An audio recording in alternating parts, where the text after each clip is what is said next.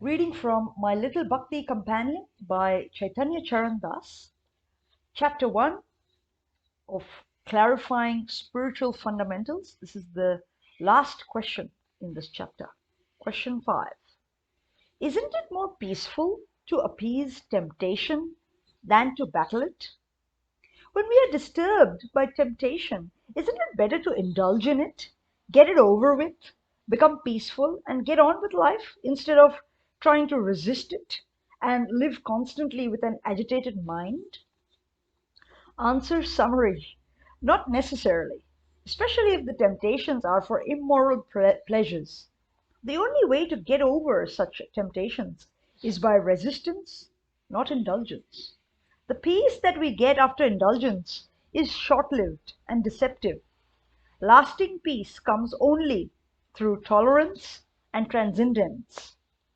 Answer: it is true that our fight against various sensual temptations can gradually wear down our will to fight, especially when the temptations seem to keep returning endlessly like an enemy army with unending reserve forces. At such times, our mind often starts inducing within us the disconcerting and deceptive feeling that our life would be much more peaceful if we just stopped fighting and simply gave in. This feeling seems plausible, but it directly contradicts the insistent and persistent declaration of Gita wisdom. The Bhagavad Gita, chapter 2, text 70, states that only those who resist temptations attain peace, and never those who indulge in them.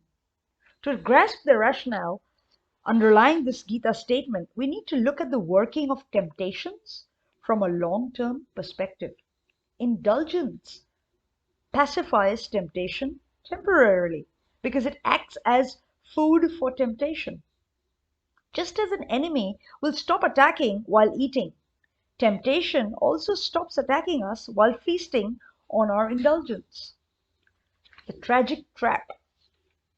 But just as the enemy will, soon after the meal, resume the attack with increased strength, temptation, soon after the indulgence, resumes its attack on us with increased strength. Thus, the policy of appeasing temptation leads to increased temptation, which in turn requires greater appeasement, which further strengthens the tug of temptation. Soon we find ourselves trapped in the mutually feeding cycle of temptation and indulgence. So after indulgence, we don't get over with temptation, rather, temptation gets all over us. Can we keep purchasing peace by appeasing temptation with indulgence whenever temptation attacks? No, because of two reasons. Number one, immorality. Such an appeasement policy will soon make us immoral because the stronger temptation becomes by our continual appeasement, the more its demands will become increasingly excessive, outrageous, and perverse. Number two reason, impossibility. Even after dragging us down into immorality, the demands of temptation will keep growing and will inevitably outgrow our capacity for appeasement, which is inescapably limited by our body's finite capacity for indulgence. When our bodily capacity is exhausted, then indulgence becomes impossible. But temptation keeps goading us for more, thereby leaving us feeling tormented, enervated, and frustrated. Due to this vicious cycle of temptation and appeasement, people who start with a casual one-time drink sometimes unfortunately become addicted and ruined alcoholics.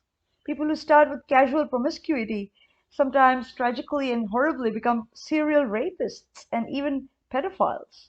Of course, not all people who start on the road of appeasement with an initial indulgence and end with such deadly perversions, but this stop somewhere along the way to degradation doesn't happen automatically. It happens because they take a conscious decision at some point or the other to stop appeasement. At a particular point, According to their own conceptions of civility or morality, they feel that they can't allow any further self-degradation. So they fight and resist the temptations that were increased after that initial indulgence. In a sense, what saves the day for them is not appeasement, but confrontation. The earlier the better. So all of us have to stop appeasement of temptation at some time or the other. What is the best time? The earlier, the better. Because the later it is, the stronger the temptation is likely to have become, and the tougher it will be to stop appeasing it. And the moment we say no to temptation, it will start attacking and tormenting us with all its might. If prior to this we have fed temptation with a lot of indulgence, then to that extent our torment will be more severe.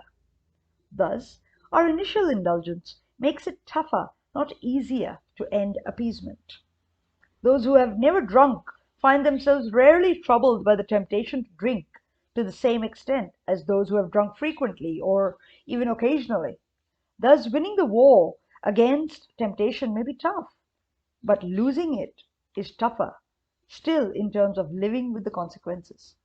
Of course, the sacred scriptures license indulgence within limits.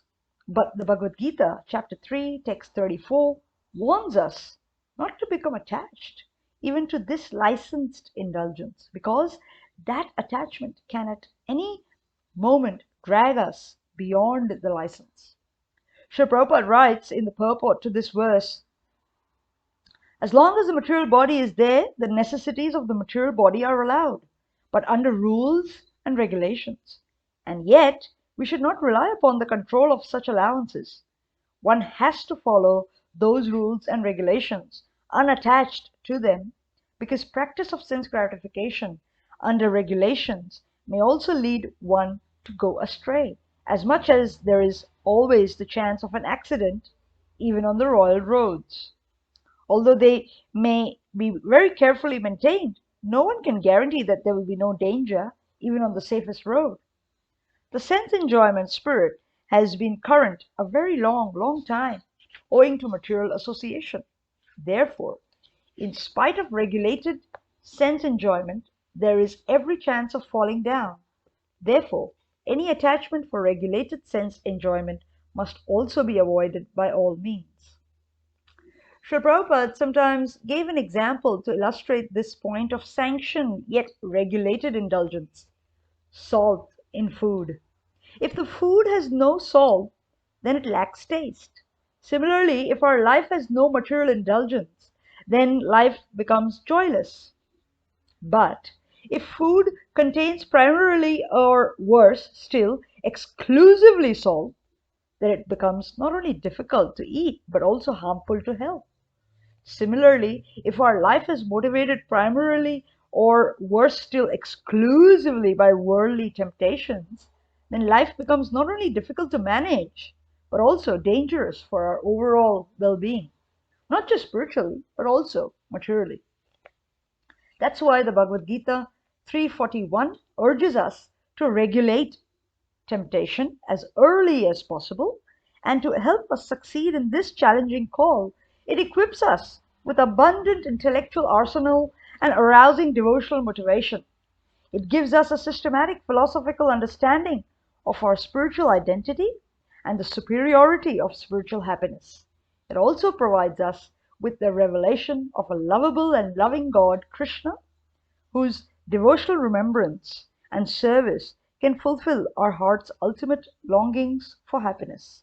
When we are thus intellectually and devotionally empowered, and if we keep fighting and rejecting temptation, no matter how tough it seems, then even if it screams menacingly at first, over a period of time it will become weak and docile due to being starved of its essential food of indulgence. And then we will be free from the torment forever. That's why losing the war against temptation and living with its consequences of lifelong, ever increasing torment is self-torture.